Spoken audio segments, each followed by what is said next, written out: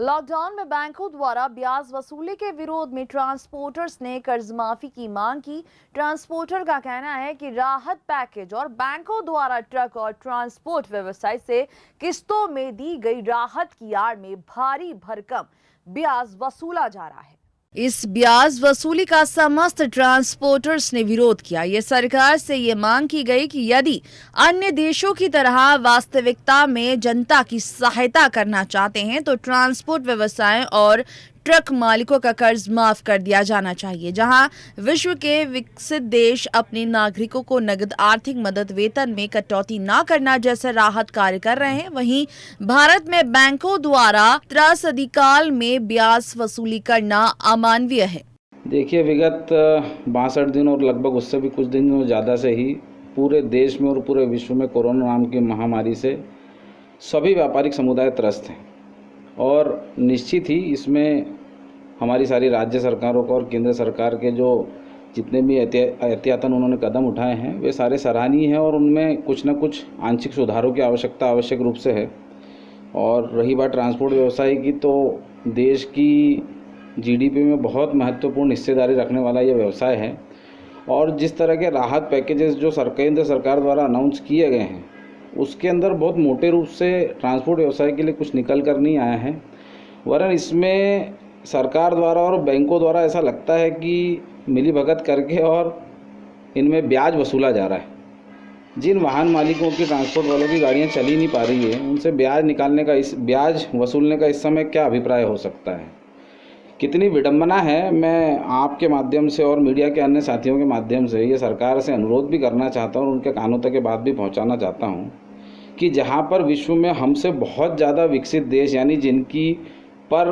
Person income हमसे बहुत ज़्यादा है, उन लोगों ने राहत पैकेजेस में लोगों को नगद भुगतान और बच्चों तक और स्कूल जाने वाले बच्चों तक और उनके माता पिता को नगद भुगतान देने की सुविधा की है। वहाँ हमारे यहाँ देश में महत्वपूर्ण हिस्सेदारी रखने वाले ट्रांसपोर्ट व्यवसायियों से, ट्रक मालिकों से ईएमआई आगे बढ़ाने की एवज में ब्याज वसूला जा रहा है। ट्रम्प की यात्रा पर हमारे यहाँ पर 100 करोड़ रुपए खर्च किए जा सकते हैं और अन्य कार्यों के ऊपर भी मेहुल चोकसी जैसे लोग, विजय माल्या जैसे लोग, इनके कर्ज को सरकार नज़रअंदाज कर सकती है, माफ़ कर सकती है। ट्रक वालों का कर्जा ये लोग क्यों नहीं माफ़ कर सकते हैं? मेरा सरकार से ये अनुरोध है कि यदि मान लीजिए इसी तरह से परिस्थिति आगे बढ़ती रही, चूँकि कोरोना दिन पर दिन बढ़ रहा है, अभी उसके आंकड़े हमारी संतुलन में या कंट्रोल में नहीं है, दिन पर दिन परिस्थिति ऐसी ही रही तो आप ब्याज वसूलने की बात तो छोड़ दीजिए, आपको इस बात के ऊपर विचार करना होगा या प्रस्ताव लाना होगा कि आगे सुगमता से ट्रांसपोर्ट व्यवसाय चलता रहे और देश की आर्थिक गतिविधियाँ सुनिश्चित रहे और आवागमन बना रहे। इसके लिए ट्रांसपोर्ट समुदाय को राहत देते हुए आपको व्यावसायिक वाहनों की यानी ट्रकों की कर्ज माफ़ी का प्रस्ताव लाना पड़ेगा और यदि आप ऐसा नहीं करते हैं तो इसके लिए ट्रांसपोर्ट एसोसिएशंस और जितने भी प्रकोष्ठ और अन्य राजनीतिक दलों से जुड़े हुए परिवहन व्यवसाय के लोग हैं वो लोग निश्चित ही दल बनाकर आपसे बात भी करेंगे और इस प्रस्ताव को लाने के लिए आपको बाध्य किया जाएगा। क्या करेगा ट्रांसपोर्ट इंडस्ट्री वाला आदमी? सरकार से यही निवेदन चाहता हूं मैं कि सरकार ने जो स्टेटमेंट दिया था कि किस्त माफ़ करी गई है तो उस बात पे अमल करें, माफ़ करें, ना कि उस पर ब्याज लें। आपने कहा है माफ़, तो आपने ऐसा तो नहीं कहा था कि उसका ब्याज भरना पड़ेगा। तो मेरा सरकार से निवेदन है कि जो सरकार ने अब कमिटमेंट किया है कि हमने किस्त माफ़ करी है तो उसे माफ़ करें, यही निवेदन है। लॉकडाउन के चलते पिछले 62 दिन से प्रदेश ही नहीं पूरे देश की जनता घरों में कैद है और इस स्थिति के कारण आम जनमानस को कई दुविधाओं का और कई परेशानियों का सामना करना पड़ रहा है। जैसा कि अभी 30 मई तक का लॉकडाउन है और 30 मई के पश्चात जून माह से मानसून की आहट शुरू हो जाती है और मानसून के लगने के पूर्व जिला स्तर पर, प्रशासनिक स्तर पर तो तैयारियों को अंजाम देना ही होता है। साथ ही साथ एक आम व्यक्ति को भी बारिश की तैयारियों को लेकर कई कार्यों को अंजाम देना पड़ता है। पिछले 62 दिन के लॉकडाउन में ये सारी व्यवस्थाएं चौपट हो गई है, व्यापार सब चौपट है और जो तैयारियों को करने की कवायद की जाना थी वो हो नहीं पाई है। जून माह में इतना समय मिल नहीं पाएगा कि आदमी मानसून की तैयारी कर सके।